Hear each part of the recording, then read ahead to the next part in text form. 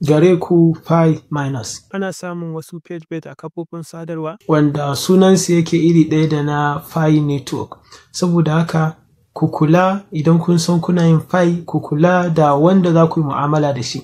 Da yawansu suna ba da tallawa kafofin da suke ciki, musamman Facebook akwai sponsor ad da ake bayarwa, suna zuwa su bayar su dinga tallukan wasu abubuwa da za su ja ra'ayinka su cutar da kai. Misali irin wannan, a ƙoƙarin yin murnar cika mutum miliyan 100 da pi za su yi ko suka yi, ko kuma waɗannan mazambatan su ne suka ce ai yanzu pi ta cika users miliyan 100, saboda haka za su raba pi guda 614 ga kowane mutum ɗaya da ya shiga ya rijista ko ya shiga ya claiming a cikin website ɗin da suka ayyana. Wannan idan ka shiga ka saki ka je ka shiga, shikenan za ka je ka sa password ɗinka suna da shi, za ka sa email ɗinka da kai rijista da shi ko phone number da kai rijista da shi, sun samu access da shi, in sun ga dama har da passphrase naka.